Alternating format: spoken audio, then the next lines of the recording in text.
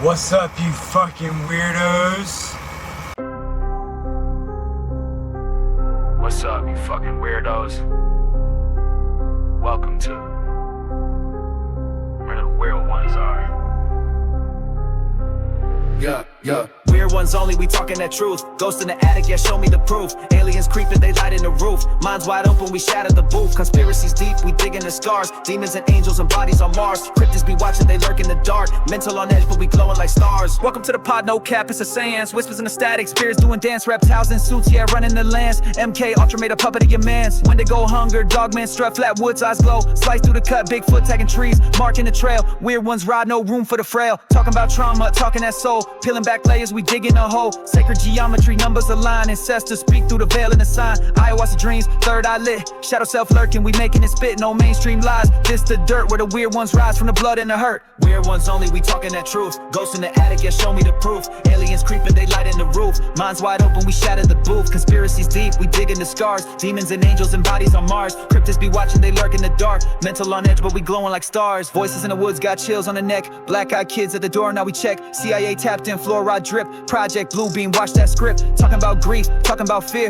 Talking about why them voices appear. Healing the mind while breaking the chain. Spiritual warfare deep in the brain. We don't run from the strange, we live in the strange. Tattoo the truth in the scars and the pain. Stay weird, the mantra we own in the name. Reality bent, so we bend to the same. From the attic to the swamp, we tracking the freak. Where the veil get thin and the silence speak. We ain't your norm, we off that grid. Weird as the wave, yo, this where we live.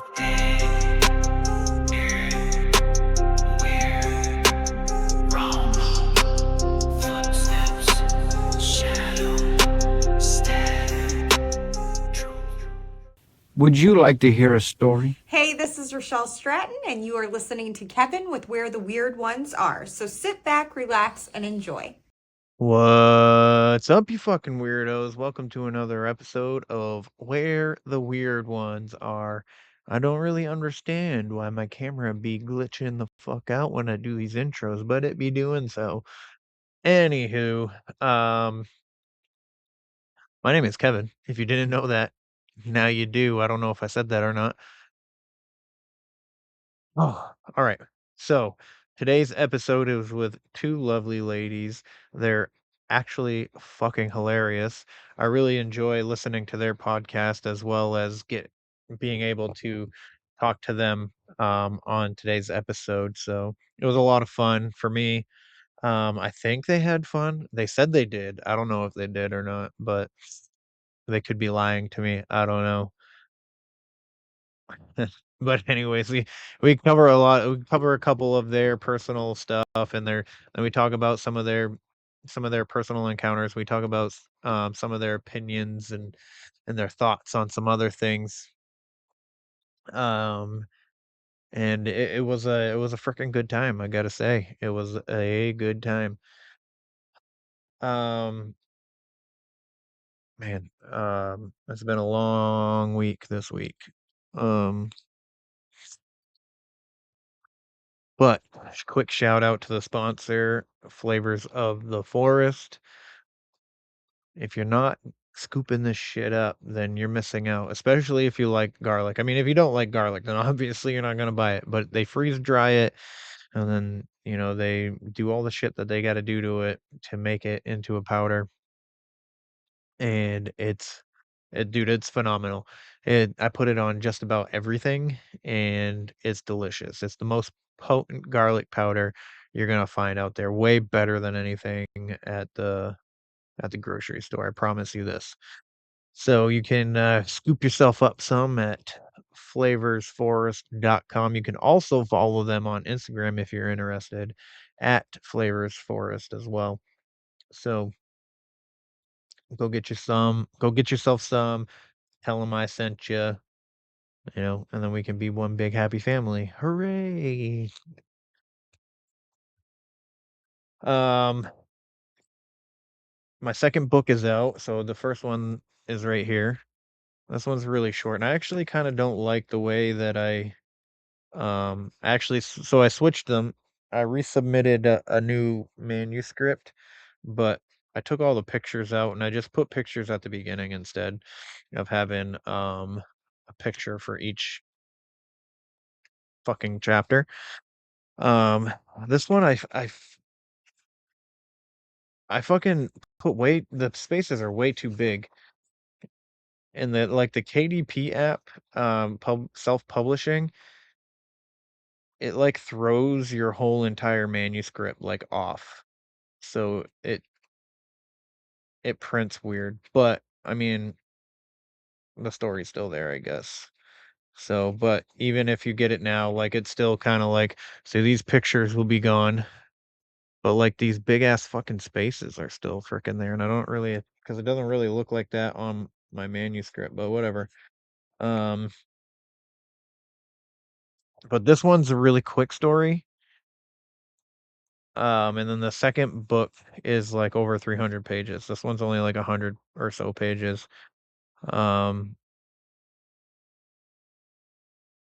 but yeah, I'm working on book 3. It should be I'm having so much fun writing book 3. And um I've been working on a novel that I've been working on or that I've had the idea of working on since like 2018. So I've been working on that and actually getting shit done with that finally. Um so that one I'm going to go through traditional publishing. Where these the Weird Sun series is going to just I'm going to publish it myself and stuff like that. Um and yeah, it's things are looking good, but they're also looking bleak, if that makes sense. There's a lot of things going on personally that aren't very fun, but I'm not gonna bring the mood down. So, other than that, I think that's pretty much all I have to say at you today for this intro. Caroline and Emily, they're lovely ladies. Highly recommend you check out their podcast. It is Live, Laugh, Lore. And before I do let you go listen to this episode, this conversation, I do want to say if you are experiencing any kind of mental distress here in the United States, please dial 988. That is the suicide prevention hotline. I believe they kind of merged into just being a mental health hotline. So um, I think it's imperative that you stay because you underestimate the hole that you will leave behind. Because I promise you, even if you think that it's not going to affect anybody, it's going to. I promise. I promise. Um, it's a big deal. You're a big deal. Um, God looked out on this earth. I say this all the time. God looked out on this earth. Out of all the things that he created, he knew that it needed one of you. And you're here, man or woman. I mean, I call women man too, and bro too all the time. So yeah, just don't underestimate the hole you're going to leave behind because you are a big deal to somebody. I promise you. Keep fighting the good fight. Other than that, let's do this. Let's get into this episode with Caroline and Emily, two lovely ladies. And I really hope you enjoy it. And I really hope you check out their podcast. And if you don't check out their podcast, I might have to punch you in the face. I'm really not gonna, obviously, because I can't, legally and physically, because you're not here. So but please like, follow, share, subscribe, leave a rating and review. If your podcatcher does not allow you to leave a rating and review, please consider doing so on the website where the weird ones are, podcast.com. That is also where you can get some merch, hot sauce, coffee. You can read some short stories. I've been writing blog stories about each episode before they come out on the blog. And what else, hit me up at where the weird ones are gmail.com if you want to be on the show and talk about something you've researched, or talk about your personal stories, your mental health, your paranormal encounters, your cryptid encounters, spirituality, anything like that. I'm down to have the conversation if you are interested.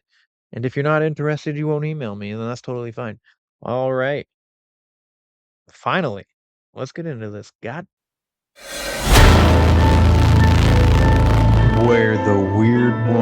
go production.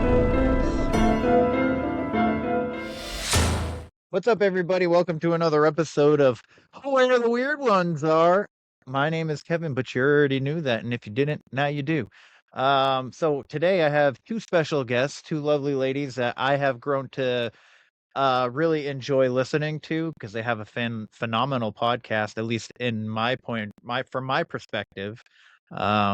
And it is called Live, Laugh, Lore, and I think you guys should check it out. But I'm going to stop talking about it and I'm going to let them explain it to you and introduce themselves and whatnot. So ladies, the floor is yours to, introduce yourself, let everybody know where they can find your podcast and all that.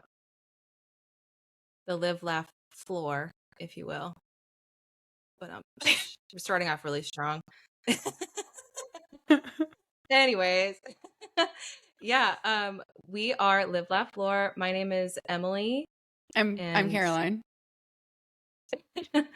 Yeah, and we've been doing our podcast, Live, Laugh, Lore, for about a year now, and it is a little bit unhinged, honestly, but it's mainly surrounding like spooky folklore, weird history, paranormal, just anything that we find interesting and that we would talk somebody's ear off about outside in the real world.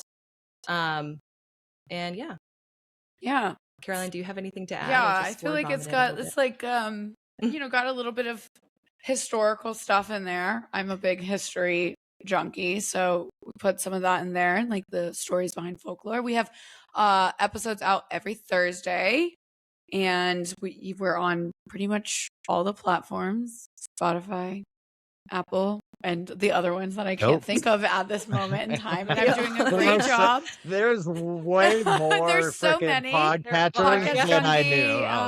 There are more. It's just yes. So yes. Yeah, and we're super excited to be here right now. I'm nervous. I don't know why. I know. It's all right. It's okay. It happens. So if for a little bit of information on Caroline, she finds Thomas Edison very attractive. Thomas at least Jefferson. His statue. Jefferson, my bad. Thank Jefferson, you. it is Jefferson. You're right. My bad. How dare you? Although you can make yourself look like the statue of Thomas Jefferson. This is true. You might be in luck. But maybe act different. But yeah, if you maybe act different. Yeah. Oh my God. So there's been a few times listening to your podcast. I mean, that was one of them that made me laugh. I was like, what the fuck? This has been it was funny because I was talking to her about it, and literally my search history said Thomas Jefferson statue at William and Mary. It was 2 weeks ago I Googled it. So it's been on my mind probably since I was like 16 or 17 years old, and I don't know why.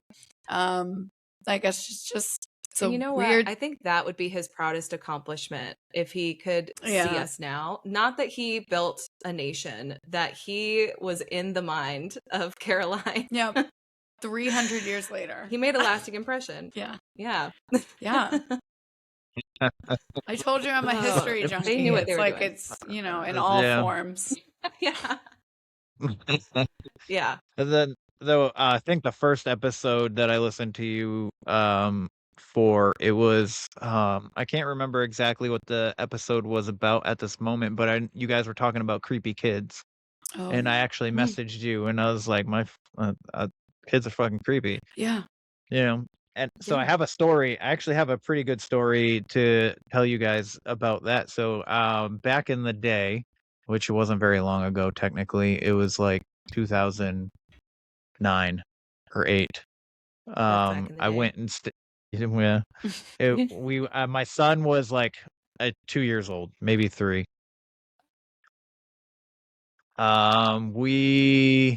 We went to stay at the Salem Inn in Massachusetts.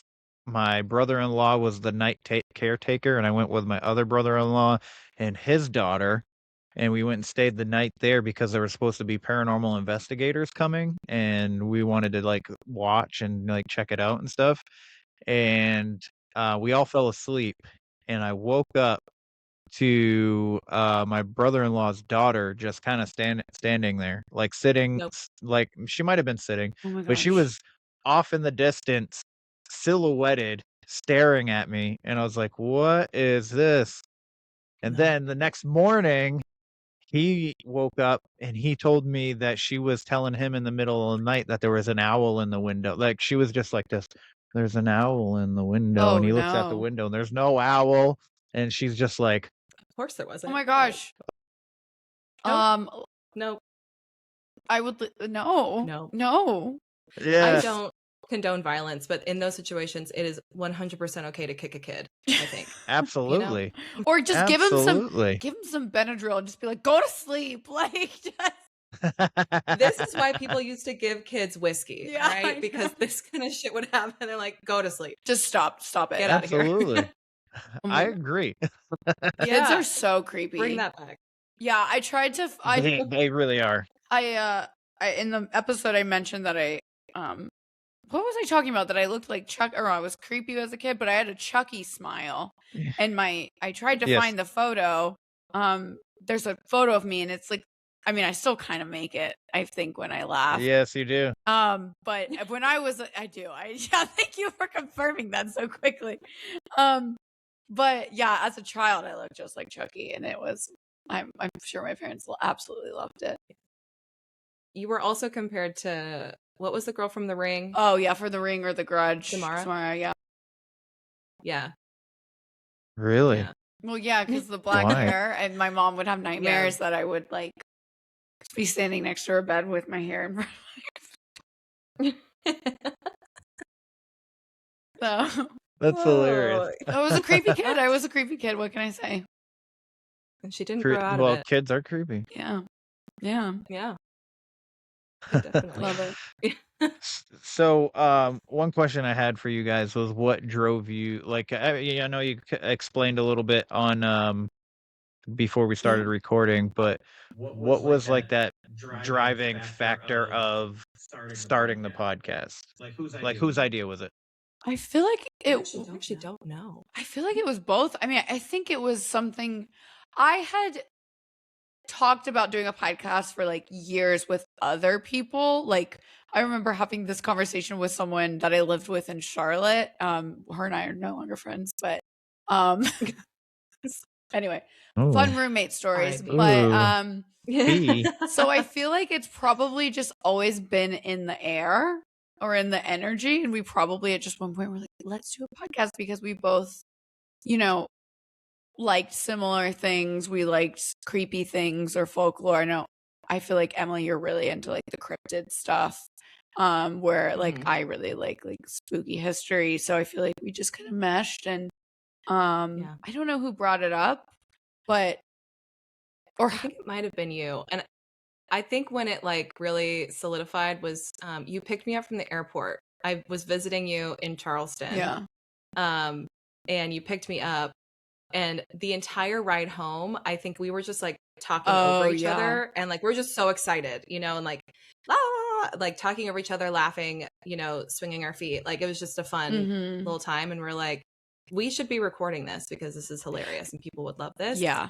And I think that was like after that trip, I came home and we started talking about, okay, hypothetically, if we did have a podcast, what would it be called? And like it just kind of snowballed from there. So yeah, we can take a bit and run it to the ground, especially, I mean, more so when we're together, but it'll go on for like 30 minutes and it's like, maybe let it go. And people don't tend to enjoy that. They don't so like, I don't know why we thought, let's do this on a podcast. Yeah. But here we are. Yeah. So also Emily and I don't live in the same state. We're not near each other. We're on other sides of the country. So, and we both lived in Charleston together, you know, best friends. And then anyway, it's nice. We talk a lot more often now because of it, which is great. It is hard though, because we have to save our stories until we record. Yeah. So it's like, remind me, I have something to tell you, but I'm not going to tell you right now because I want the reaction for the recording. So yeah, that has been interesting. Yeah. That could be very interesting because like when you're in the moment, you just want to blurt it out. and You stuff, do. and then you're Exactly. like, "Oh shit, now I gotta write it down." Exactly. Yeah, you do. You do. Or like Yes. you just have to tell it again and have to get an pretend to have an organic Like, reaction oh to. my God. Yeah, we've had to do that a Yeah. couple times. I don't think we're very good at that, but but yeah. What about you? How did you start your podcast? Oh shit.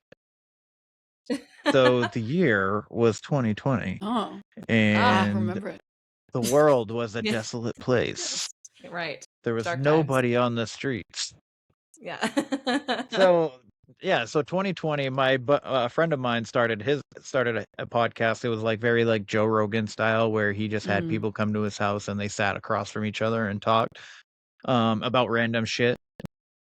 And so I went on to his show one night. We talked about a bunch of random shit, covered so much, and all of it was completely garbage, but it was funny to us. And after I was done, I was like, "That was pretty cool." And he's like, "Yeah, you should listen to podcasts." So I started listening to his every time he would post one. And then he was telling me, so I ended up finding a conspiracy podcast that I really liked, because I really enjoy conspiracies. Even if I don't believe in them, I think Yeah. they're fun to talk about, you know what I mean? Like It's a flat good Earth. I don't story. really believe in flat Earth, but I like fucking talking about it. Um So, so I used to think podcasts were fucking stupid. I was like, who wants to sit there and listen to somebody talk, you know? And then, Same. through listening to that conspiracy podcast, I found a paranormal guy and started listening to his Mhm. podcast. And I was like, you know what? I want to talk to people about their Yeah. experiences and their thoughts on paranormal, supernatural things and stuff like that. And that's how it really the original thought kind of started. Now it's just kind of like it's basically paranormal, supernatural, conspiracies, spirituality, Mhm. and all that stuff. But I started focusing really hard on mental health, because mental health is super important, Yeah. especially when you experience some Mhm. scary shit and you Yeah. don't know who to Yeah. tell or talk to, and then that could cause some serious trauma. Yeah, So absolutely. Absolutely. Yeah. that's pretty much how it started. Yeah, that's awesome. I mean, I feel like that's Yeah. I one of the first paranormal podcasts I listened to was a little podcast called And That's Why We Drink. And I felt like, honestly, listening to them sometimes, like when I was really lonely or something, like literally felt Mhm. like Em and Christine were my best friends. You Yes. know, even though they're not, but it does feel like that because they do the banter, and it's nice to listen to that, and kind of feels like you have a friend there with you. If you don't. Yeah, you get to Mhm. know people Mhm. through their podcast Yeah. and stuff like that. Yeah. So Yeah. it's like I can't remember who it was, but I kind of did it with you a little bit. I just started messaging you Yeah. and kind of joking around and stuff like that, because I listened to like several podcasts, so I just feel like I know you a little bit more than Yeah. just feel like, Yeah, for sure. hey, how are you? Hello. Yeah. Yeah, you get a feel Um, for who the person is just listening to a few yeah. episodes. Yeah. Yeah, so I think that's pretty cool, and I've my podcast journey, I've met a lot of really cool people, and a lot of people just want to help you and Yeah. support you and stuff like that, and I think that's a beautiful thing. I have run into people that don't really want to help, or will try and like block you, like Hmm. gatekeep, I guess, a little bit. But that's more on the conspiracy side, because the conspiracy people are fucking crazy. So I can see that. I Yeah, understand. that makes sense. Yeah. I feel like Part you of the have to have territory. maybe a certain personality to really dive deep. Yeah. Yeah. For yeah. sure. The So paranormal community is a little bit more open, I think, probably. yeah, absolutely, Yeah. absolutely. And then through doing this podcast, I decided that I want to do an actual investigating and stuff. So that's been pretty cool. I just That's haven't cool. figured out exactly how I want to do that yet. Like a But me and paranormal my cousin are gonna do investigation? some shit. Yeah, Ooh. Hell yeah. yeah. We're gonna get like That's the really cool. 360 camera and shit like that. My son wants to come. So Wow. That'll Like a be so father and fun. son paranormal team. yeah, yeah. So cute. Ooh.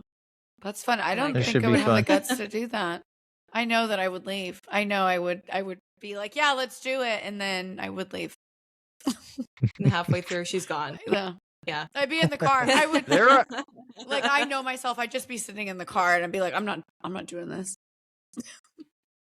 crying, Yeah, Crying. probably. Crying, shaking. listening to up, sad yeah. songs, I'd be like tweeting or something. Boys to Men. Yeah. Yes. Oh my goodness. No, she'd be listening to Halsey or something Yeah. to comfort her. I would. Yeah. Mhm. I'd probably call my mom. Yeah. Oh Probably my God. call And your my mom would probably feed into it. She would. Because her mom has seen some scary things as well. Mhm. Yeah. So Yeah. yeah. Yes. She would be like, you got to get out. Yeah. Get the keys. Drive away. Get out of there. Yeah. Yeah. That's fucking funny. So Emily, earlier, Caroline was mentioning that you were more into the cryptid side. So what Yes. are your thoughts on Bigfoot? On Bigfoot? Oh my goodness. Yeah. Okay, so I do think that Bigfoot at least was real. I think Mhm. personally I think Bigfoot was a I forget what the actual like scientific term is, but essentially like a leftover kind of unevolved version of us where like it's a species that is like closely related to Homo sapiens, but like you know, kind of Like a Neanderthal? exactly. A Neanderthal-esque type of being that I think has since died out. And I think that's why you're not finding anything now. What I don't understand is why we're not finding like bones and things like that. So there's like lots of theories about maybe they lived underground. Maybe they lived in like, I don't know, maybe they had their own rituals as to how they got rid of their, you know, dead loved ones. And that's why we're not finding those types of things now. That's a long-winded story to say I think Bigfoot is real for sure. And also I think that, sorry, I'm going to keep going. I think that too because every culture has their own version of Bigfoot. And so that's not a coincidence. There's the Yeti, there's the Bigfoot, there's a Sasquatch, there's I forget what Australia's version is, but they all have their own Yui, yes, or something like that. Yeah. That was actually our very first Cryptid Corner topic on our Patreon. We do like little mini episodes. And I chose Bigfoot because I do love Bigfoot. So thank you for asking me about that. You're welcome. I think I'm pretty sure I saw a Bigfoot. No way. But what really? my opinion is kind of the same in a way, but I think either he's a ghost now. Mm. We're just seeing like a spirit roaming around, forming itself into physical form, or like interdimensional. And I know a lot of people are like, "Oh, guess what they're saying about Bigfoot now? They're saying he's a time traveler. He travels through dimensions and Why not? interdimensional travel and blah blah blah blah." And that's what I think aliens are. I don't think they're really from outer space. I think aliens are traveling interdimensionally. Oh, that's interesting. So that's a very interesting thought. Yeah. I like that theory. I So like that. I mean, yeah. that would make because sense there's some- because how are they going to travel that many light years, you know? exactly. Exactly. They're already here technically in a way. Because there's so many stories of experiencers that invoke the name of Jesus and they back away, you know what I mean? And they leave or whatever. So they're like, I rebuke you in the name of Jesus, and then they're like, the aliens are like, oh shit. How dare you say that? I'm scared Right. now, and then they leave. Interesting. And so what makes me think that they're more a part of this universe is that. Yeah, that they know about that. Yeah, that they're bind to the rules of the creator. You know. That's interesting. Yeah. That is Very interesting. interesting thought. I think I remember I had some like it was a cultural media literacy class in like high school or something, but someone said something that stuck with me to this day, like the idea of like a gray alien is very Hollywood, and to think that all aliens look like that with the big eyes and the wrinkly skin and, you know, the three fingers, like just very Hollywood. I mean, an alien probably is like, it could be like microscopic, you know, like you couldn't even see it, or it'd be something that we wouldn't even maybe recognize, or my dad actually saw something that I think was an alien. I don't know what else it could be. He was sitting on a stoplight. It was in Raleigh, North Carolina, sitting on a stoplight, and he looks in front of him, and there's a round orb, almost like a Glinda bubble, kind of like it just looked like a big bubble, and it starts coming towards his car, and he's like, what the hell? And he looks over at the person next to him and points at it, and they're like nodding like, yeah, I see it too. And it came towards him, like it appeared out of nowhere, came towards him, went over his car, went over the top of his car, and then just vanished. Like it wasn't, there's no way it was like a bubble from like in the middle of the road. That doesn't. No. Oh shit! But I remember him telling, Crazy. and I'll ask him. My dad's like very like, I'll ask him about it, and he'll be like, "No, it was like a, I don't know." And I'm like, "What do you mean? It wasn't. What do you It mean?" sounds like my grandfather. Yeah, he'll just say something like, "No, I was imagining it," and I'm like, "But someone else saw it," and he's like, "Well, I don't know." Yeah. Well, So I personally think like that probably was some sort of alien, but I think it would just be something maybe we wouldn't recognize because we have this preconceived notion that it's got to be a gray alien, you know? Yeah. I think there's a lot of things that we can't see or we don't Mhm. know how to see anymore. Yeah. Just like I reference this a lot too. Is Theo Vaughn was on Joe Rogan one time. I love Theo Vaughn. But he was like, I think he was trying to be serious, but Joe kind of was just like, no. And then Theo laughed about it and was like, yeah, me neither, Mhm. or whatever. But he was like, do you ever think that the wind is trying to tell us something that we don't know how to hear anymore? And I reference that so many I times agree. I because not agree. only is it Yes. yeah, so not only is it funny to just randomly say, but like Mhm. I think there are so many things that we used to be able to do that we just have We been can't. like, Yeah. we just our spirit has been dulled to the point that we just can't do these things Yeah. anymore. And like Bigfoot does the Yeah. infrasound or whatever, gorillas do infrasound, elephants do Yeah. infrasound. So Interesting. Yeah, I feel like I go on this rant a lot when I think about some of the things that we do as human beings. I just think we've gotten a little bit too far. And I'm like, I think like we try to strive for this idea of perfection, looking perfect. And I'm like, we're just animals. We've gotten so far away from like our biological, or like the juice cleanses. And they're like, it'll cleanse your liver. And I'm like, your liver cleanses. It's literally what it's supposed to do. What are you people doing? Or they're like, your gut microbiome. Sorry. See, this is why I can't.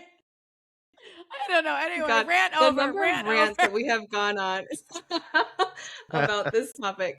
Well, no, we were meant to be gatherers. I was built to go and gather berries in a forest, Yes. not work in an office. And talk to the wind. absolutely. And we've gone so Exactly. far. And talk to the wind. Commune with the trees. That's what we were built to do, and we no longer do that.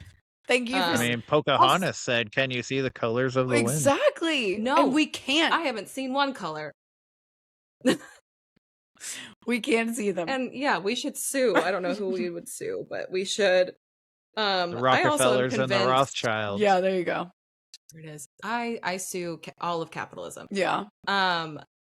There's also something, I don't know if you guys have ever looked a horse in the eyes, Oh yeah. but I think that they Yes. might be aliens as well. And they strike a level of fear and respect in me that I can't quite explain. But I do think that when I look a horse in the eyes, they know what I'm thinking. They know every single sin I've ever committed. Yes. They know all of my Ooh, fears. shit. I do believe that horses are very I actually went down a Yes. rabbit hole on TikTok, and there was an animal communicator Really? who has horses, and she Oh. like communicates with her horses, and there are these things in a horse's mane, and I can't remember what they're called. They're called like fairy knots or something, and they show up What? in the night. Like literally the next morning they'll show up, and they're like these fairy braids. And some horses have a lot, but it is the weirdest thing because horses like usually sleep standing up. But anyway, she like communicates with horses, and she says that apparently horses are very, very like connected to humans. and like Oh aware. my Lord. Also, Anyway, I don't know why that made me think of like those Barbie horses that you could put like clips in their mane and like braid them and stuff. That's literally, I'm picturing now a Barbie horse with flowers. But I'll send a photo. You should. I knew I was onto something. Yeah. Yeah, every time I look at a horse, and everyone's so nonchalant about it. Like they're just saying, oh yeah, it's a horse, there's a horse. I'm like, that horse can commune with the spirits that are around us. Okay. They know you. Mm-hmm. They have been here longer than any of us have. Okay. Yeah, I'm worried that people are going to listen to this and think we're a little bit dumb.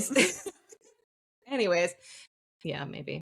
So, but this is also what our podcast is. So yeah, I guess if you like it, that's a good sneak peek. Yeah. You have ever heard of people finding a horse's tail braided? Yeah, randomly. That's kind of like what it is. It's kind of like that. So there's stories that Bigfoot likes to braid the tails of horses when he's, Wait, doing what? Oh. Wait, what do you mean? Supposedly, Bigfoot takes advantage of horses and braids their tail while he's doing so. Supposedly. Oh my goodness! Wow, that is some multitasking that I went from being. That just went from being so wholesome to the worst thing I've ever heard. All right. Absolutely. Okay. All right. I am the bearer of bad news. Okay, well, damn. I was such a Bigfoot fan. Now I don't know. Maybe the horses are into it. Maybe the horse is telling him to because he's an alien. Exactly. Maybe. I don't know. I think we've gone too far. Yes, I agree. Let's turn the steering wheel. So before it's too late. So, Caroline, Yeah. have you ever seen a ghost? Yes. When I was a kid, I mean, like all the time. Like I don't remember. All the time. Yeah, I used to apparently like speak to people in like the kitchen and stuff. And Oh shit. my mom would be like, "Who are you talking to?" And I'm like, "An angel." But yeah, I remember, like, there's a theory as girls go through puberty, like paranormal activity starts to, heighten. Yeah. And I do remember around that age becoming really, really aware of the like spirits around me. And like, I was so scared I shut it out completely, but I would wake up and there would be people standing next to my bed. And it would always just be a figure, but I would immediately turn on the light because I was afraid. But that would happen fairly often, especially after my grandmother died. So I do think that it was actually my grandmother. But there was one time that I had a friend spend the night, and my childhood home was a little creepy, and people who usually stayed the night would not sleep because they were so afraid. And she woke me up in the middle of the night. She said, "Caroline, there's someone standing at the end of the bed." And I guess I sat up and I looked and I said, "It's just my grandma." And then I went back to sleep. And she was like, "What do you mean it's your grandma?" So yeah, I think that's like probably the only time I've seen like actual ghosts. I mean, I've heard things happen. Like I've had, things fall off of shelves unexplainably, but I've never seen anything. Or like at Emily's old apartment, something used to like grab me and I would just be like, "Stop." But yeah. Yeah. That's creepy. Yeah, I think it's usually I more so like feel it than ever see it. I don't know why, or I hear it. I get those feelings too a lot. I saw shadow people a lot when I was little. Shadow people. Like a lot. Yeah, and I did see one a couple years ago. I remember I rearranged my room and there was a shadow person next to my bed a couple years ago, and it was literally like 11 p.m. and I put my room back to where it was because I was like, they don't like it. I have to put it, and that's why they're in here. Do you remember, Caroline, when you helped me move across the country? Oh yes. And then something like came back to you? I actually don't know if it came back to me. I did figure out what that was, but Emily and I helped. So there was solved the mystery. condensation in my air conditioner, and it kept making noises, and I thought there was something in a closet, and it turned out to be the air conditioning vent. Logic. It was a much better story before you figured that out. But Emily and I traveled to Salt Lake City, and I helped her move out there, and so we did quite a few stops. And the first night we stopped in Nashville, and I do remember walking in, and I have another point to make, so I hope I come back to this because you just made me think of something. I'm so sorry. Oh, it's okay. Oh, okay. But we opened the we go in, and I was like, I feel like there's something in here. I think immediately I was like, oh crap. And we specifically got a 2-bedroom Airbnb because we wanted to have a restful sleep without like worrying about, waking the other one up. But we just were like, something's going on. And you were in your room, and you were like, it's in here. And I went into that room, and I was like, yeah, something's in here. And we opened the closet, and it was just a horrible feeling. And I was like, close it. Just close it. Just close it. And we ended up sleeping in the same bed because we were so afraid. Yeah. But we think it followed us to Salt Lake City, because didn't you see something in that Airbnb in Salt Lake City? Yeah. Yeah, no, there's only been 2 times that's happened where I'm like, I feel a presence here, and it is not happy that we're here. Yeah. So yeah, that was. We think it kind of attached to us, and I felt like it came back with me to Charleston, but I don't know if it actually did. It's gone now. Yeah. Yeah. But that did make me think, Kevin, what you just said about like how you feel it, or like maybe hear it. I wonder if that's connected to being like clairaudient or like clairsentient. I don't know if you've ever like thought. I don't know if you have ever taken a quiz or like tried to ever looked into it. But like I would be clairaudient, so like I hear like downloads, or like I'm clairsentient, so I just like feel it in my body, but I'm not clairvoyant where I don't see like spirits or anything. It's like different psychic abilities that you might have. Or like what you're more sensitive to. Yeah, there's been a few incidences where it seems like something's going on with me. So like I said, like I feel it before I see it. But I don't actually see anything. It's usually like a shadow or something like that.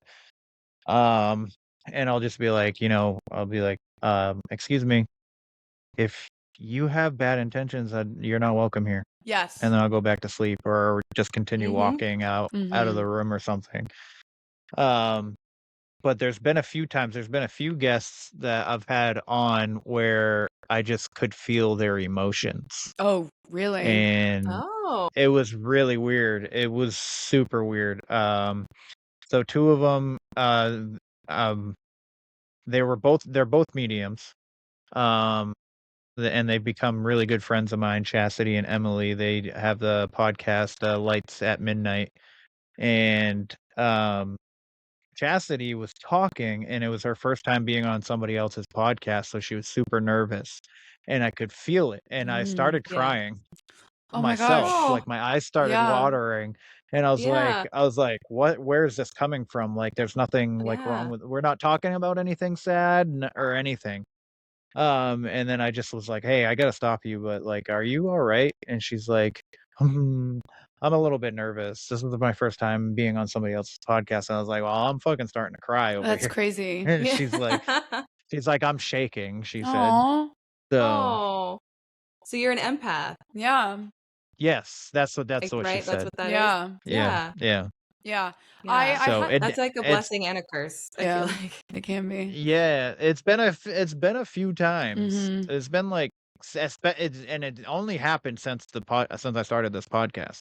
Yeah, it never happened before. Wow. But like with presences, like I could feel it before I saw it. Like I saw so I think it might have been my uncle, maybe, not sure 100%, but I saw, and when I was 10, the year prior, I had tried to take my own life at 9, and I saw a full body apparition sitting on the swing next to me, and I couldn't see his face. His face was distorted. And he had something fucking stringy in his hands. It was either like yarn, he was knitting something, or he was eating a bowl of noodles. Whatever it was stringy, and he was doing something with his hands, and he was wearing a suit. But I could see through him and shit, and he told me to be patient. And in talking to a few people, they asked me, like, did you lose somebody around that time? I was like, when I was like 7 or 8, my uncle passed away.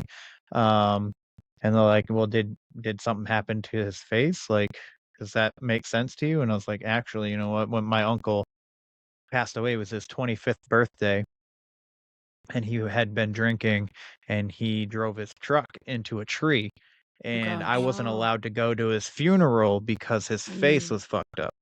Oh Oh, wow. wow. So they didn't want us to see. They didn't want the kids to see him. Mhm. Yeah. Um. Wow. So and then I had just tried to, take my own life, and then a year later, he's sitting there telling me to be patient, and it's almost like it now. And now that at this point, it's become kind of like my mantra. And then in Yeah. 2008, my son was born, and my son was born on his birthday. Oh So wow. my son has the same Oh birthday. my I love that. goodness. Oh, wow. That's awesome. Yeah. So Well, I'm I mean, sorry you had very, to very go. Yeah, sad you went through story, that. but yeah. But I think Yeah. that's I it's good now. I wouldn't be me. I wouldn't be the me that I am Yeah. now if I didn't go through a lot of the shit that I went through. Yeah, I think that's what I've found. I love spiritualism. I'm not, Mhm. big into religion, but I'm really, really spiritual. And I love tarot, and I love going to a psychic, and I love, or medium. And I think like that belief, even if you're not putting it into a religion, is so valuable. And if you open yourself up to it, it can guide you in so many ways that you just I think it just the world might be a better place if we all just open ourselves Mhm. to these things. And Yeah. we have to be humble enough to realize that you don't know everything that's happening around you, and you're not ever going to know everything that's happening, and you're not ever going to understand what you see completely. Yeah, chances are you probably won't be able to put it all together, and that's right. okay. And that's okay. Yeah. Mhm. Yeah, I agree with that. I would say that I was more spiritual than I am now. Okay. I kind of am, I guess, still technically. But I have more of a faith Got now. it. More of like a Christian view, but I still like I'm not like gonna what's the word that I'm looking for? Like I don't think every other thing is evil. No, You know what I'm yeah. saying? Like, does that make sense? Yeah. Like, Oh, yeah. I still believe in like spiritualism. I still believe in like this Yeah. and mediums and stuff like that. Like a lot Yeah. of people that are Christian or Catholic or well, Catholic is a Christian religion. But and I think I want to say Muslims are too, where they think that mediums are like an evil thing. Yeah. Jewish, I think, does too. Judaism, where it's like mediums are evil. They're tapping into like the dark realms and stuff like that. And man, I don't think I really believe that. I believe in God, but Yeah. I just think that everything here is of God. Right. So Yeah. you know Well, what I one mean? can't really exist without the other, like Exactly. you can't be religious without also being spiritual and like being open to, again, things that you don't understand. You can't be so certain about Right. everything. You can believe, and that's what faith is. You can believe in whatever you want to believe, whether that's, Jesus or, mediums, like, going to a psychic and having them tell you what you need to do. Yeah. Yeah. yeah. And I think like, whatever it is, like it at least gives you that kind of compass of where you want to go. Exactly. As long as you're doing it in a way that's true to who you are. I think it's valuable in any form. Yeah. That's something I agree. You brought up an interesting point too, like with the different religions. That's something that like blew my mind when I went to college and I took an art history course. And I grew up very my family's very, very religious, and a little bit to a fault, in my opinion, because they are very closed off to a lot of things, and very, very certain that this is the right way. It's like, how can we be Right. certain about anything? Anyways, I took this Asian art history course, and it was a kind of a throwaway course. I was not expecting to like actually get anything out of it. I just wanted the credits for it. It blew my mind how many different religions were out there. This was just focused in Asia, but how many different religions were out there, and how similar they were in a lot of ways to what I had learned growing up. Yeah. And those religions had been around much longer than, you know, what I had grown up knowing. So I'm like, there has to be a reason why. There has to be some underlying truth to all of this. There has to be a reason why all of these religions are built upon the same, very similar principles and ideas. So much so that like sometimes we're like, oh my God, that's scarily similar to like, you know, what I had learned growing up. And so that really opened up my eyes to like, okay, maybe not everything that we know right now is accurate, like, but that doesn't necessarily mean that religion is based on nothing. Like, it's based on something real, most likely, Absolutely. you know? Yeah. So The anyways, fact, does that make sense? yeah, it does. It does. It does. I think the fact that the Bible is written by so many different people throughout Yeah. a long span of time, and it all kind of correlates. It's just like all these different like native tribes, Aborigines and stuff having the same entity of Bigfoot, just different name for it. Right. Yeah. It's just there's something there to Yeah. all of it. Yeah. There's, and I've talked about this a lot too, where I'm like, well, maybe they're all right in some kind of way. Yeah. You know? Yeah. It's our So interpretation of what, you know, we believe, and what our interpretation of the story. We're all like, that's what religion is. It's just us trying to make sense of why we are here, where we're going after. Yes. But I got into a conversation today with a coworker about faith and stuff, and because he was talking about another one of our coworkers believing in aliens, and frick, what else did he say? Oh, he said, and he thinks that the Earth is flat, and crypto, the money thing. Yeah, What the fuck is it called? Cryptocurrency. There we go. He's like, he thinks cryptocurrency is like he's gonna be a millionaire if he invests in stuff like this, and blah blah blah blah. I was like, I mean, you never know. And he's like, well, and he's like, said something about aliens. He's like, well, and I was like, well, that's what I think Bigfoot is. I was like, I think Bigfoot might be an alien, but they're interdimensional. They're not coming from outer space, which is the same thing that I was just saying a few minutes ago. And he's like, oh, I have to see it to believe it. And I go, do you? And I'm like, I said something about believing in God, that I believed in God, and then he's like, oh, I do too. And I was like, but you never seen him. Yeah. There you go. Yeah. I was like, everything is faith-based. I was like, I have faith that Bigfoot's real. So, and at the end of the day, it doesn't hurt you or anyone else to believe that could be true in this world. Like, I don't know. Sue me that I want to have some whimsy in my life. Okay. Exactly. I want to believe that fairies are real and Bigfoot is real and horses are aliens. Who am I hurting? No one. Exactly. I'm going to start telling everybody that horses are aliens. I think you should. Guys, we just went from talking about like horses and Bigfoot. What is it? Copulate? I don't know that word. Yes. And then we went into this very deep conversation about spirituality, and now we're back to horse aliens. Now we're back at horses. I'm so now sorry. We're back at the fuckery. Beautiful. Yes. Beauty. I apologize. No, I love it. That's just a sign that you're my people, dog. Yes. I'm talking to the right people. I knew this was going to be a good conversation.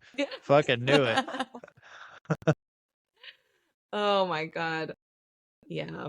Yeah. What are your guys' aspirations for your show now? Like at this moment, do you have any clear view, or you just don't care? You just love what you're doing? I mean, I think right now we're doing it. We made a joke about this in our last episode, actually. We're doing it for the experience, for the exposure. But for real, I mean, the whole reason why we started this was so that Caroline and I would have like a set in stone reason to hang out with each other Yeah. every week. And so that's priority number one for sure. And really learning a new skill too for me. Like that was kind of a big thing. I wanted to learn something that was totally outside of my comfort zone, which was editing. And like just learning how to just produce something like this. I've never thought that a computer could make me cry so much. Yeah. But now I can edit things with little to no tears, and that's great. Anyway, so for the future, I think we're trying to just keep doing what we're doing and like figure out ways to make it better and also easier for us to do. Yeah, and I think like for me, I think at first like we just really didn't. It was exciting, but we didn't know really what to expect or what kind of reaction we were gonna get, and we were getting a few listens a week, but recently it's kind of started to increase, which is really exciting to see, and come up with different ways to like promote it on social media or just changing things. So it's exciting to see it grow. I would love to see it continue to grow. In this economy, you make a little bit more money, but we don't have to put that in. Anyway, I'm not greedy, but I but I mean, I think it's just like having, there's so many different avenues with life, and it's like if this is an avenue that you can continue to grow and put work into, like what could happen? Like what are the opportunities that could pop up? And you get to meet so many cool people and like build a community. Yes. which is awesome. So yeah. We're both people that have to have a creative outlet of some kind. And so this is really for like primarily for like us, I think it's just been really nice to have something that is not our day job to put some creative thinking into. Been nice. That's dope. I've always wanted to be a writer my whole life, ever since I was a little kid. Right. And so, I talked to authors and stuff like that on here, and it inspired me to start writing again. So I've actually published 2 books. That's awesome. no way. I heard That's in an amazing. episode. Oh, all good. I heard in an episode you trying to grab it so I actually can were share. writing a screenplay. Is that correct? Yes, I wrote That's very cool that you've written books. That's so cool.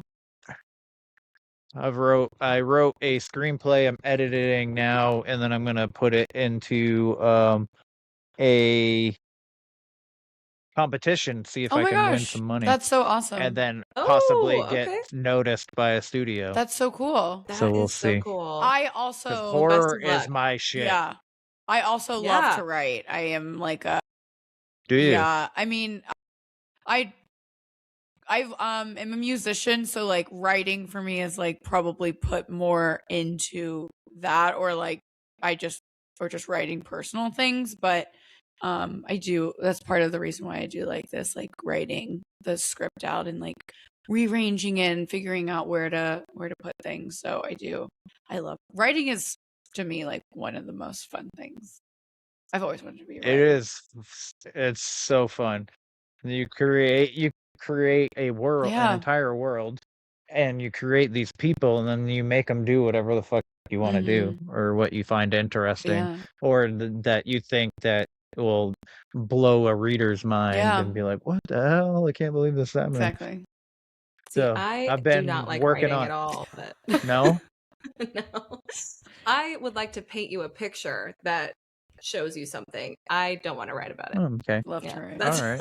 That's cool, though. That's also cool. Not to poo-poo on that. I am very jealous of writers. I don't know how anyone has the patience or the organizational like thought process like a to be able puzzle. to put something like that together. It is. It is. I love puzzles, but no. I like puzzles.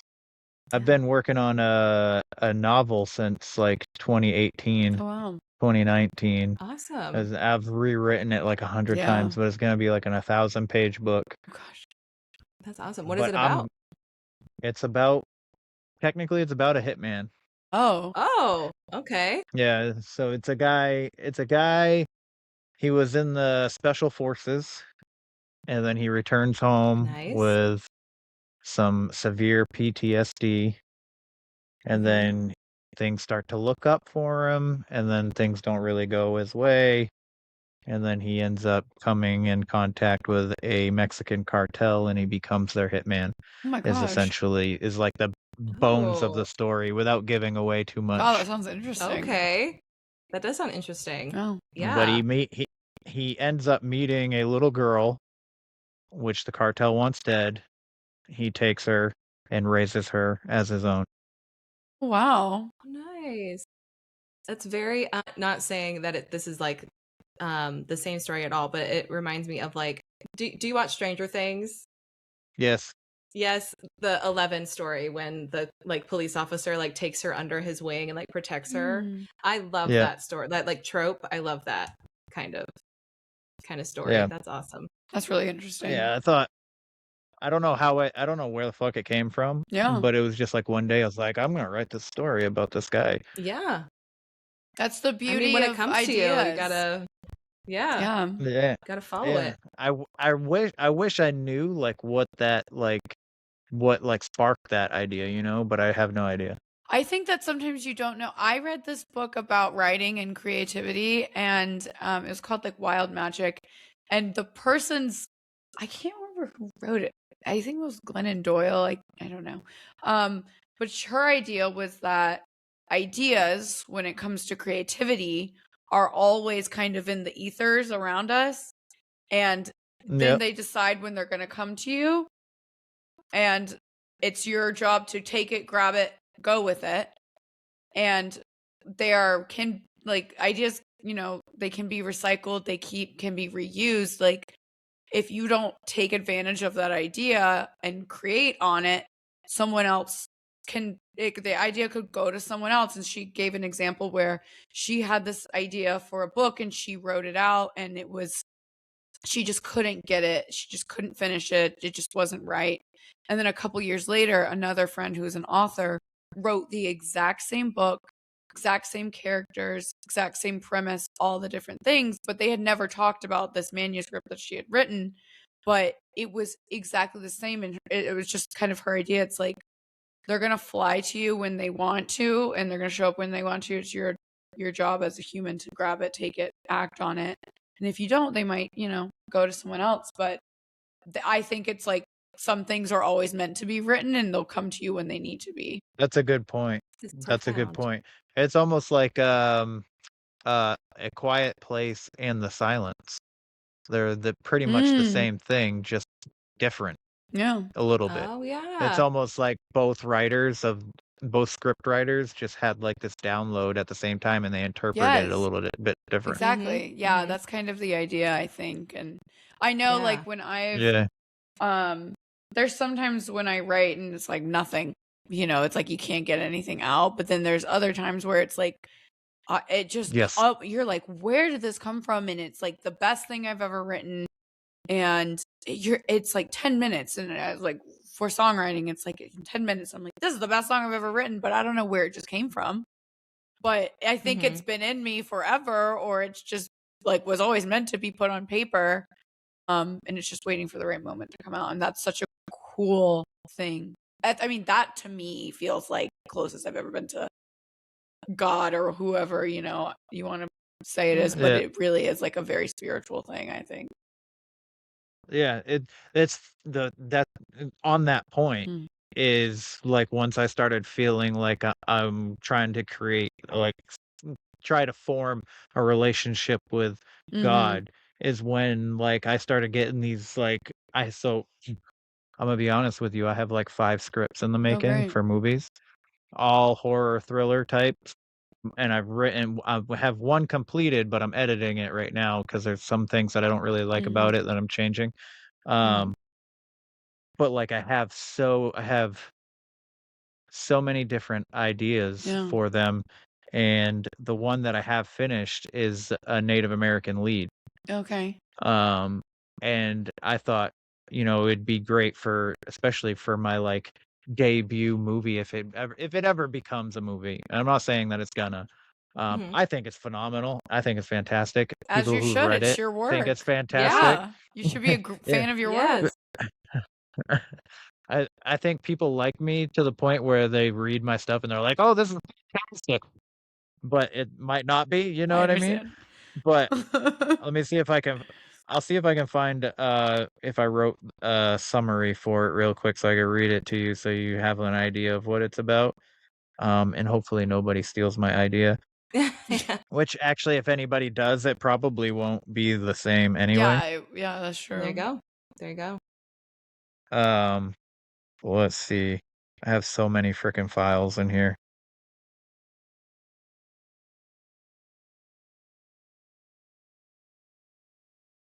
But yeah, so my initial thought here was that having like a indigenous lead. Well, I'm part native, so I thought that would be cool to see Yeah. representation. But a lot of horror movies, um, like it's a Native American artifact or a Native Right. American lore, but nobody Mhm. in the story is Native American.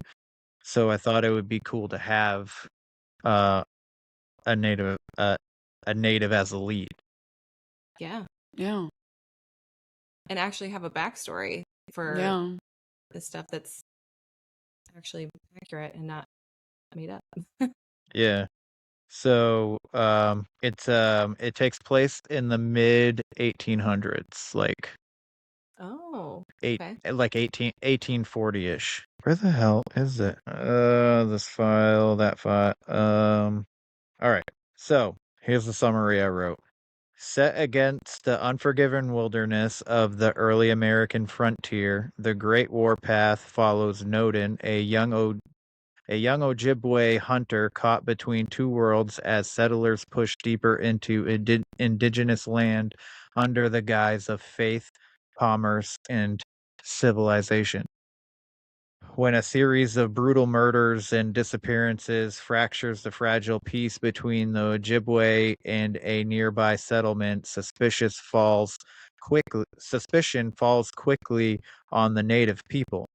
But as Noden and his father investigate, they uncover something far more sinister, a powerful secret society embedded within the settlement's elite men and women who worship violence, blood, and domination under the promise of eternal prosperity. Wow. Yeah. I love that. Yeah. Yeah. That's awesome. That's awesome. That's awesome. So So, yeah. in your like dream situation where this movie is debuted, who would you want? Like your dream cast, who would it be? So the lead would be I can't remember how to say his name, but DeFaro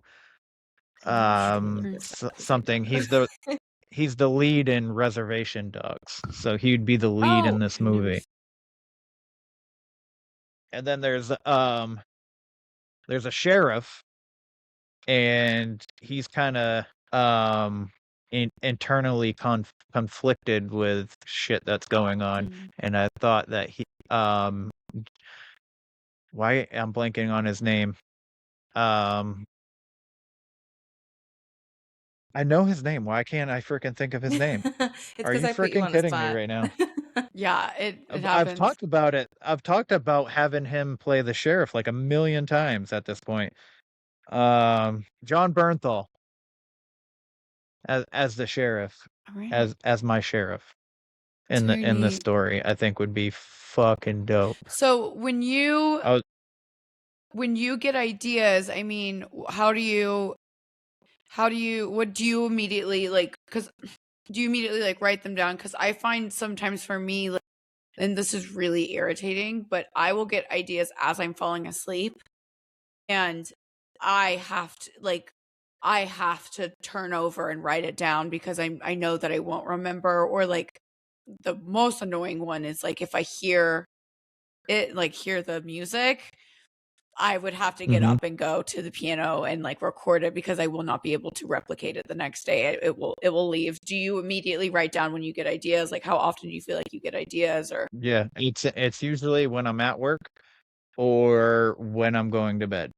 So and I'm a truck driver for my day job. So I just turn on my voice note and I speak to my Oh. phone about what my idea is, and then I kind of work it out after the fact. And I write on my phone mainly, and then like with the books, I wrote on my phone and then sent it to my email and converted it on the laptop to make the manuscript because it's so much easier. My phone's always with me. So, like, if I end up getting blocked, like a writer's block, I'm not really sure where else to go with the story. And then I might be like, I don't know, out getting a sandwich or like sitting at my daughter's wrestling tournament or something like that. And I have an idea and I freaking for the next chapter and I'll start writing again. Yeah. So That's awesome. and like every night, I think it's been actually work. I've been at work. It's been first thing in the morning. I start work at 3 a.m. and it'll be like within that first hour, I get an idea for a movie. So I have another script that I started writing, which is about a young man who loses his father, but they were supposed to go on this big hiking trip. And so he goes out on this hiking trip and he's experiencing the whole story is about grief. There's symbolism there, and he runs into a cult in the woods and stuff. So Cool. That's I interesting. thought that Cults are very interesting to me. That would be something I would definitely want to watch. yeah, Have you cults ever are fucking heard? weird. Yeah. Don't have be you ever in one. heard? Don't be in one. Don't.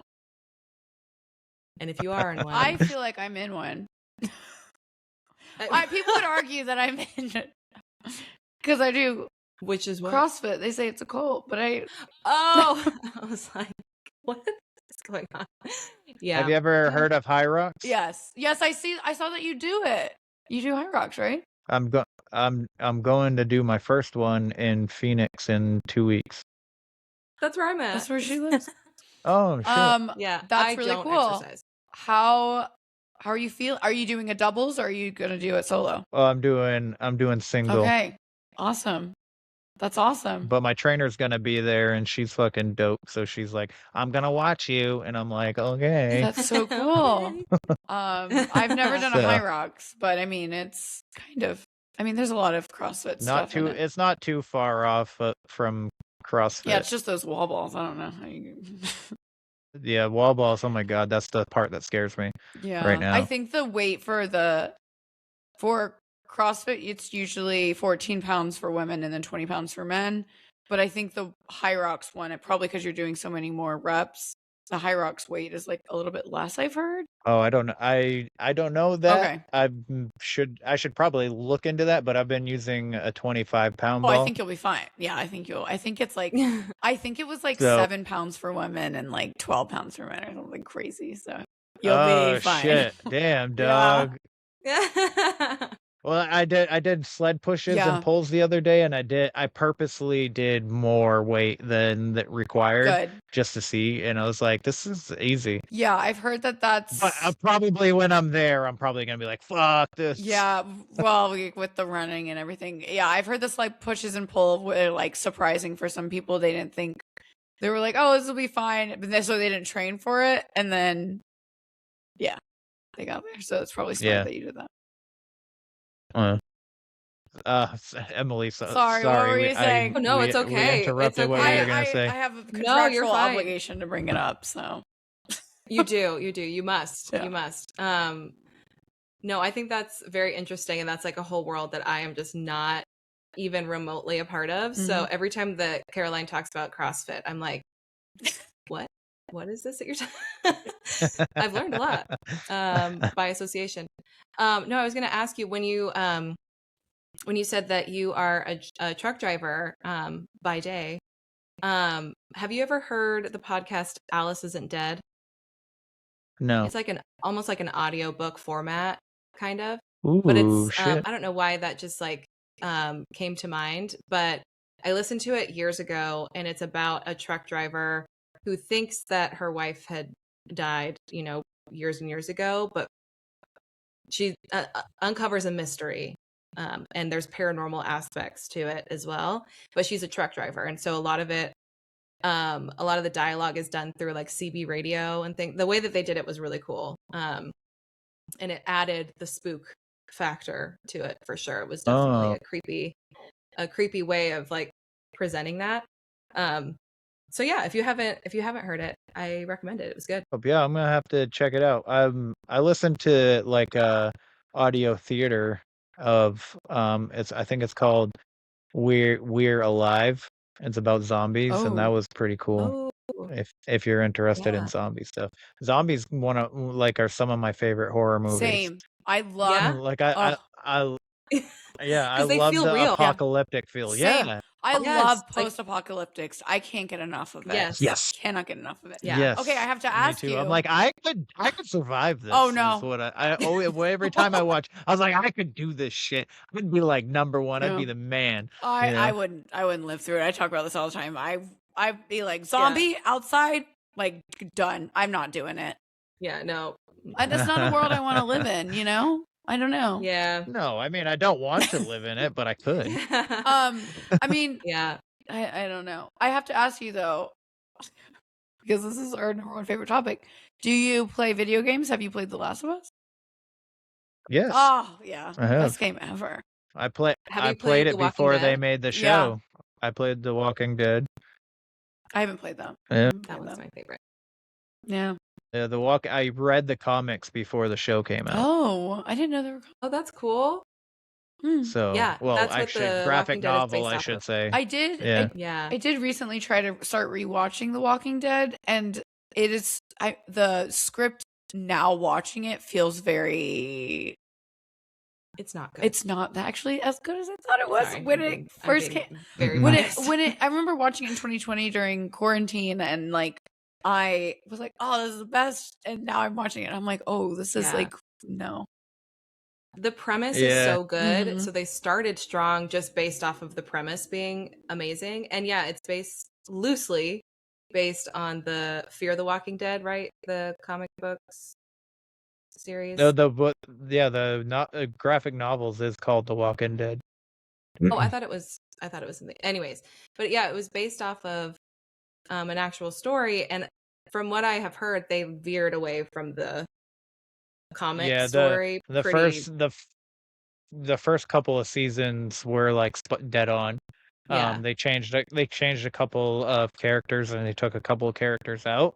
But Mhm. other than that, like essentially, like all the way up until they meet Alpha, really is like Yeah. pretty much exactly how it happens in Mm. the books. Mhm. Mm. Yeah. And then after playing the video game, The Walking Dead, I loved that storyline so much better. And like it's a bunch of different games, like back to back to Mhm. back. And then by the end of it, like I was so invested in every character that I cried like every time somebody would die. Yeah. I'm like, I didn't know that video games could do this. This is insane.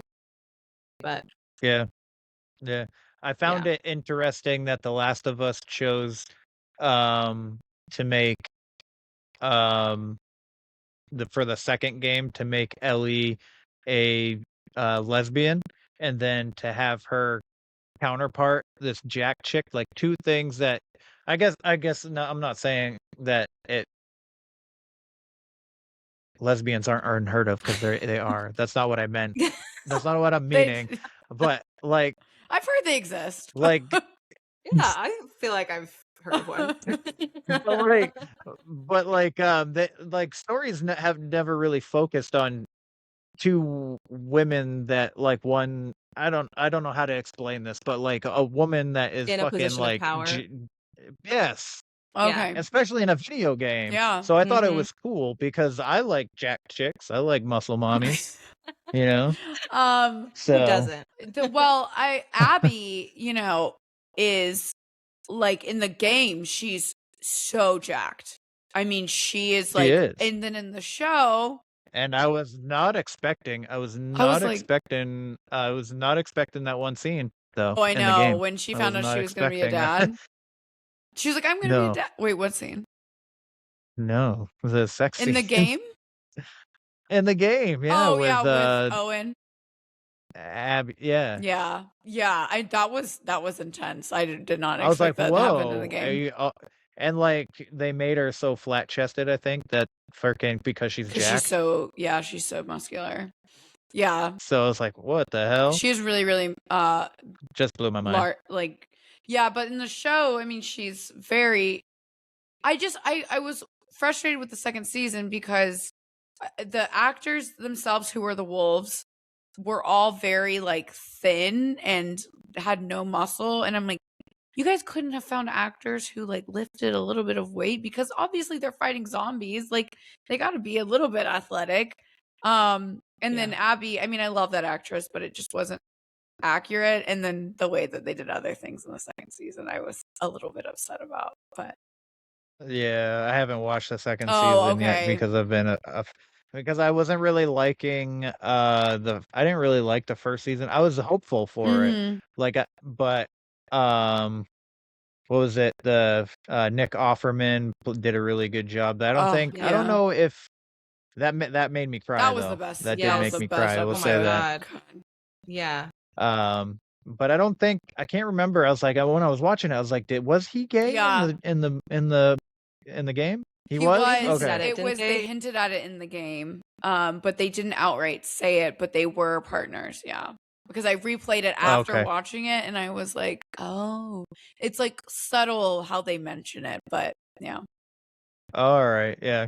Because I was like, huh. All right. Cool. I mean, it didn't bother me or anything. I just thought it was like, Mhm. 'cause again, it made me fucking cry. I know. But Yeah. I didn't like when they announced that Pedro Pascal was going to be Joel. I was like, Oh, really? See, that's why I I don't was know if I there. like that. I don't I was really there like for Pedro. him Oh, I love. as a person. Oh, really? What? Yeah, I don't really like him. Oh, Oh my goodness. I love Pedro do Pascal. love I have a him. poster of him in my kitchen. So I don't know why. I just don't. he's just. I don't know. Sometimes you I just can't have tell those you. I celebrities can't where give you're you a like, reason I don't why. like them. yeah, that's okay. That- Yeah. that- I That's get those okay. feelings about He's people a lot, Yeah. but I yeah. think I don't know. He did great in Game of Thrones. He was fine in that.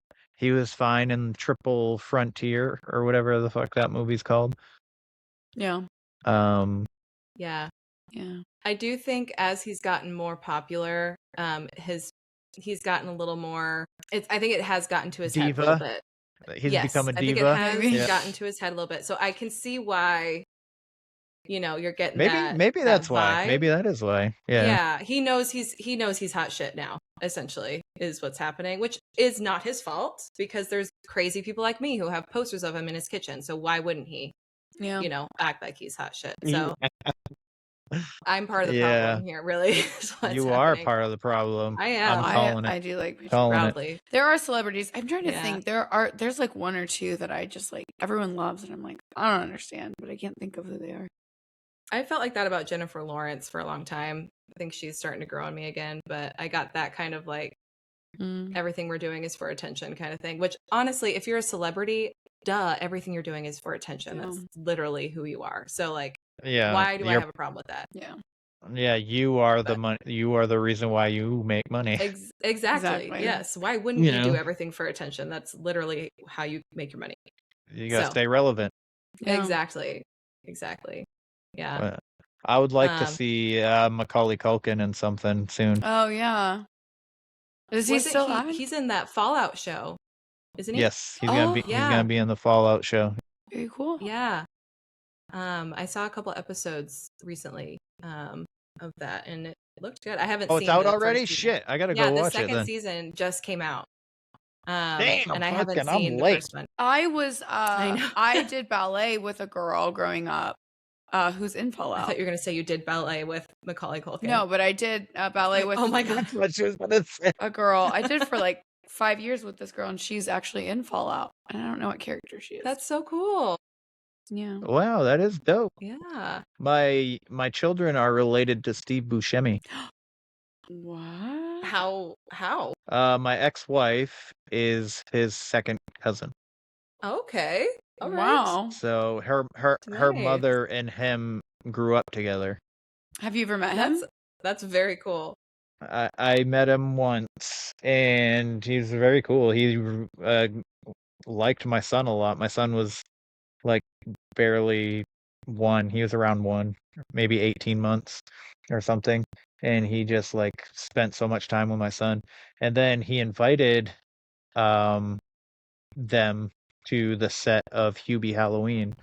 Mm. So my kids got the chance to do the fucking thing before the scene. The little, yeah. Oh my gosh, that's Yeah. so cool. But That's really cool.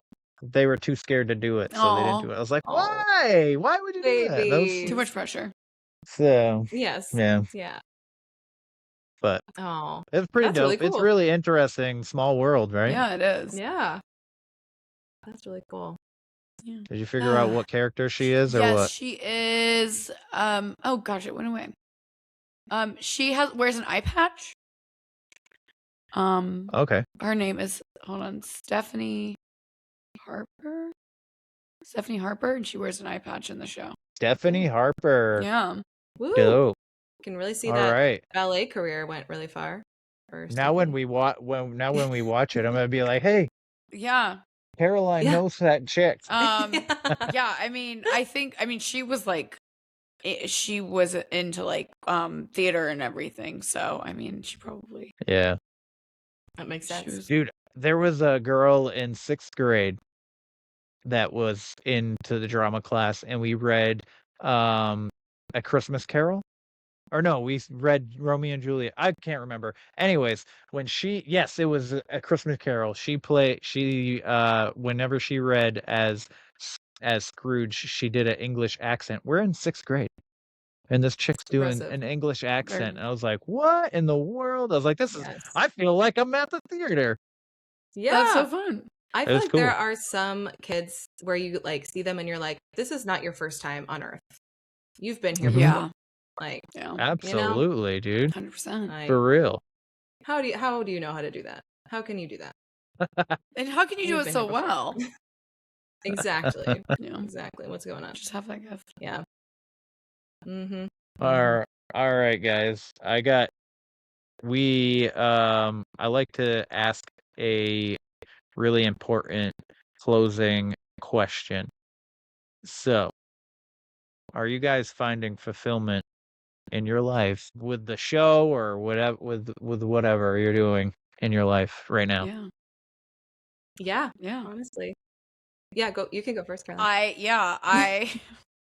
I feel like I'm finding a lot of fulfillment currently in my life. Last year was honestly like the best year that I've ever had. From 2022 to like 2022, 2023, 2024, there was a little bit rough going, but it all kind of culminated and things ended and then new came in, and it's just been really, really great. And I found great community, and I feel like I found passion again. And in podcasts, honestly, like this has created a fire under my ass, if you will. And I feel really fulfilled in my life. I have great people around me and a great opportunity and paths ahead, I feel like. So yeah. Nice. Yeah, I feel the same. Kind of a similar situation. The years 2022 to 2024 were very, very rough. Mm-hmm. I was living in a place I hated. My dad ended up getting sick and ultimately passed away a couple of years after he was diagnosed. And it brought up a lot of like sudden changes that, looking back, were all leading towards something better for me. And I was very resistant to the change. I was like, I don't want to move again. I don't want to make this career change. I don't want to do this and that. And looking back, I'm like, that's the best thing that could have ever happened to me, because I have great people around me now. I feel more supported than ever before. I love my career now. And yeah. And then I'm doing fun things that we'd always talked about doing before, and now we're actually doing it. So, yeah, I think that's a great question, and it's good to remember, I guess. Yeah, it The is. good things. Yeah, I Yeah. would agree. I would agree. That's amazing. First of all, I'm sorry to hear about your father. That's never fun. Yeah. I would say it was like, I think it was right when I bought this house. Um, it was just me and my dog. My kids were with their mother, and my uncle had passed away in 2019. And I was laying in my bed with my dog, and she like lifted her head like somebody was walking into my room, and I had just gone through like a horrible breakup. And then she rests her head back down, and I'm just kind of like looking at her, and then I feel weight on my bed by my Oh, feet, wow. and I'm just like, what the fuck? And then like I had like that sense of sleep paralysis, but I was awake, Mm. you know, and I just like couldn't move, and I wanted to move, but I didn't want to move, and I was just kind of like stuck, and I could feel the weight, and then I had this sensation that my uncle was there. It was almost like hey man, everything's gonna be all right. And then it took me another 5 minutes after that sensation to just like kind of roll over, and then nobody was there. But because my dog wasn't freaking out, that's Yeah. what I feel like was like the deciding factor. So, have you ever had like, since he's passed, have you had like a something that was I'm not saying that it was, or that you know for a fact that Yeah. it was just something that made you feel that it was him? Unfortunately, so I have very vivid dreams, but I have very vivid anxiety dreams. And Oh no. unfortunately, the way that my dad passed wasn't great. Not that there's a great way to do that, but Right. he had brain cancer, and so towards the end, he was a completely different person, essentially. And so it was tough. Our relationship was definitely very tough, and I was, helping to take care of him. Um, and so there's a lot of mixed emotions there. Obviously, I love my dad and I miss him very much, but a lot of regrets of me being very impatient in that, caretaking realm. Sorry, this was not probably the direction that you that you thought this was going. So a lot of my dreams and like, thoughts have been very like just feeling a lot of anxiety about how I left things with him, and hoping that now, that he is in a better place, he is happier, and, looks back on the good, you know. Which So, I but would I have say not even seen in him. those, yeah, okay. I would say that even though um you did get impatient and things like that, and maybe things weren't the best, he knows now that Yeah. that's not, you weren't trying to be Mm. impatient on purpose. Right. Right. He knows you love Yeah. him. Yeah. That's how I view it. You Yeah. know, Yeah. I can only hope. Yes. I'm But gonna I start would love crying. to have, I know. I would love to have a moment, like that where he does visit, and I am not, because I do feel like sometimes I block things like that because I am so anxious, or because I am so like Yeah. protective, defensive of my spiritual space, I guess. I don't know. Mm. So yeah, I would love to have a moment like that. That would, I think, probably make me feel a lot better about a lot of things. Yeah. But Are you guarded in relationships too? No. yes. I'm sorry. I'm sorry. Very. I'm trying to Yeah. lighten the tension, and I made a bad joke. No, I'm guarded in every Not with aspect of me. my life. Yeah, probably. I guess I probably haven't been guarded with you very much. Yeah, What do you think? there. I'm sorry. I didn't No, mean to go cut ahead. you Go off, ahead. but No, no, I no. was just gonna Keep going. ask you, what do you think that stems from? Oh Lord. I'm not sure. I always blamed it on me being the oldest daughter and having to just have my shit together all the time, and because I also have severe control issues. I like to control every situation I'm in. So which I thought was very normal. And every therapist I've ever talked to is like, no, that's not normal. And so, yeah, I think it stems from that, probably, just like every other thing does. It stems from your childhood and just how you kind of perceived the world around you and how you felt like you made life work, I guess. And I felt like I was the safest when I was in control of everything and when I was protecting myself. So, Yeah. and Yeah. yeah, and it's worked out great every time. I bet it has. I bet it has. I will say, I would like to add. My Oh, sorry. Go ahead. No, go ahead. No, go I ahead. just want to say I made a stupid joke, but yes, Emily is guarded, but truly one of the best friends that I've ever had. And it's like the guardedness is just like, who gives a shit? Like, it's just like the good. It's like, it makes any bad quality that she has, like, it doesn't even matter because of the good in her. Why are you guys trying to make me cry? What is happening? Did you guys like talk before this? Like, what can we do to make her cry? Yeah, exactly. God. Yes, exactly. Exactly. Oh my God. Like you said, there's so many things that that we carry from our childhood, and my childhood was like pure chaos, so I was attracted to chaotic women, and that did not work out well for me. Especially my last relationship. Like, my high school girlfriend beat the shit out of me a few times, Oh my God. and and I let her do it. Because I knew if I, in this day and age, in this world, if I like, people would only see the reaction, Yeah. if I did something back. So, and then my last girlfriend, needed to be in control. Didn't really understand why I would shut down, and even when I would tell her that I was feeling depressed, it was like she did something wrong, and which wasn't never the case. But I ultimately became like a completely different person when I was with her. So, and I poured so much affection into her. Now I have a hard time with affection. Oh yeah. No, that's really tough when you have two people that receive love differently and like have very different needs. Mhm. That's hard. It's very hard. Yeah. It is. Yeah. It I is. can empathize with that a lot. Yeah. Yeah. Yeah. Yeah. All right. Sorry, guys. Yeah, let's go. Sorry about before that. you go to me.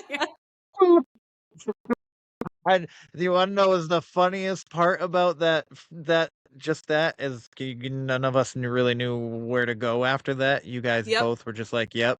No, trust me, we understand. I mean, oh yeah, no, we sit in those types of moments all the time. Yeah. It's like, that's because I I don't know the answers to that. Obviously, I'm still figuring out my shit. Yeah, well, yeah. I'm not. Yeah. I wasn't looking for answers, oh Emily. no. Well, that's good. I was just telling that's good. you. See, that's me God. feeling like I need to control the situation by problem solving. Yeah. No, I think Yes. Yeah. That's it. I feel like there's like there's certain dynamics that can like really cause you to almost turn into a different person, and you do things and you're like, this is not who I am. I don't understand what's happening. Why am I doing these things? And you're like, well, do I? Exactly. And it's just so, but then on the other side of that, there are also dynamics that can literally just bring out the absolute best in you. And as you grow and get older, those things don't die in you. They just get a little bit smaller. Hopefully. I mean, some people don't take the time to reflect, but if you do, like, I think they can get a little bit smaller, and you might gravitate towards things that bring out the good things in you, and you go, oh wow, I didn't know I was capable of doing something that good. But that is something that I have in the past year. I started dating somebody who I am very happy with, and it's been great. I fought it like crazy, like at the beginning and sometimes throughout, of like, when something is like actually good for you, it comes across kind of scary. Like, Yes. like him, like him asking me and like wanting to understand what I'm feeling, and like him going out of his way to like make me feel good or comfortable about something. I would see that as a problem. And that's my like child brain, I guess, or something of like, why are you being nice? Like you're lying. Obviously there's a motive behind what you're doing, which anytime that I would like tell Caroline or any of my other friends, I'm like, this is going on. Almost every single time the answer is, Emily, you're being crazy. You gotta let this man love you. That's what you have to do. And you've got to just let go a little bit. Yeah. I want to love him now. Great. He's a good man. Everybody should. He's a good man. He is. Yeah. Yeah. No, but it's crazy how something healthy can look really terrifying when you are not used to being in a healthy situation. Yeah. So, Absolutely. yeah. I feel that. I feel that right here. Yeah. Yeah. Right yeah. here. Yeah, it's crazy. I feel like we ladies. had a whole therapy session. We have. Yeah. Wow. This is great. Dude. Look at us. That's amazing. I love talking about mental health. Yeah, it's important. Absolutely. It's important to take care of ourselves, because if we're not taking care of ourselves, how can we take care of anybody else? Mm-hmm. Exactly. RuPaul says the same kind of shit, just in a different way. Yep. So there you go. Yep. All right, if you don't mind letting everybody know one last time, in case they missed it in the beginning, where they can find you guys and find their show and find your show. Yeah. You can find us on any podcast platform, Spotify, Amazon Music, Apple. We are also on Patreon, just under Live Laugh Lore. We're also on Instagram, Live Laugh Lore _pod. So feel free to reach out to us too if you guys, we love hearing from listeners. If you guys have any questions about anything or want to say hi, let us know. Or if you also have daddy issues, let us know. Yeah. Or you just want to talk, just let us know, because we will. Yeah. We're also on TikTok, and I will. Yes. I'm really professional. Really professional. And I'm like searching for our like name. Just give me a second. Please hold. It's really something that it's really simple. It's just Live Laugh Lore podcast on TikTok, and I couldn't remember that. So that was we got there. Yeah, but we have new episodes out every Thursday, and if you guys want to listen, we would love for you to join us. And we thank you so much for having us on here. This has been such a good conversation, and I've loved getting to know you. I'm sure Emily feels the same way, but Yes. I can confirm. Yes. But yeah, this has been great, and thank you. Yes, thank you very much. No, thank you. Time is our greatest currency. The fact that you guys chose to spend this time with me means the fucking world to me. So thank you. Yay. So, and if you guys ever want to come back and we can have another cryptid / ghost / therapy session, we can do that anytime. Always open for that. Anytime. Yeah. But for the listeners, if you don't mind, like, share, subscribe, do all that shit. Leave a rating and review. If your podcatcher does not allow you to leave a rating or review, please consider doing so on the website where the weird ones are podcast.com. That's also where you can get some merch like the shirt behind me. I got a bunch of other designs in there as well if you want to check it out. I have hot sauce, coffee, and supplements, and some short stories in there as well. Other than that, that's pretty much it. So, and book 2 is out. I don't know if I mentioned that in my last episode, but either way, book 2 of Rizzo and Weird Son is out. So go check that out if you want. It's on Amazon. All right. Thank you guys again for coming on. And everybody out there listening in the ether, you know the drill. Question everything and stay weird.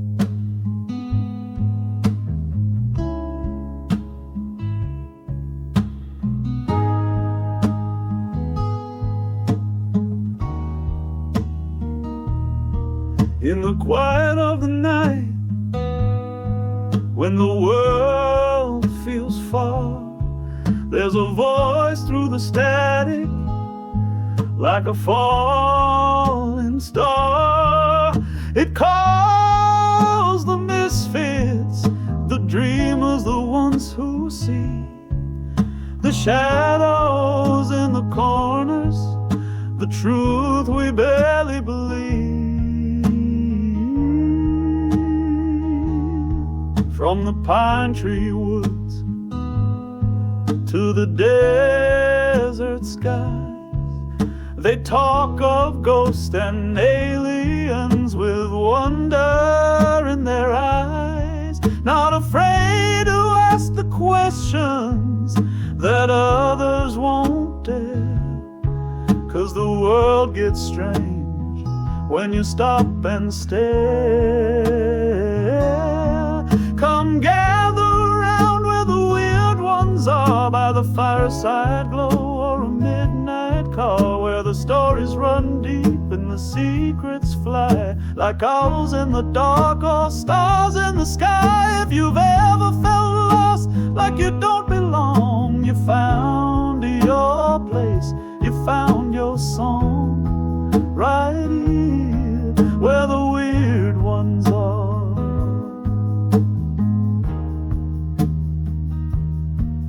They'll talk of cryptids, time slips, and deja vu, of spirits that linger and what might be true. But more than the monsters, it's the people you'll find who dare to be open with curious minds.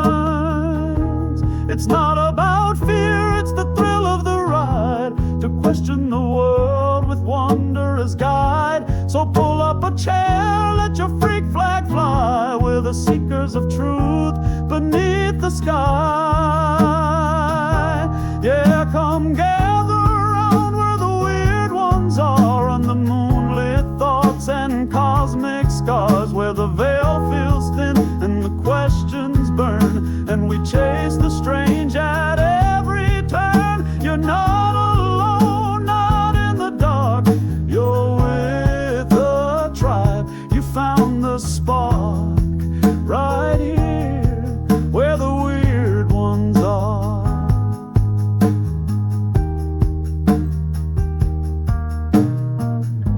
For the ones who wonder,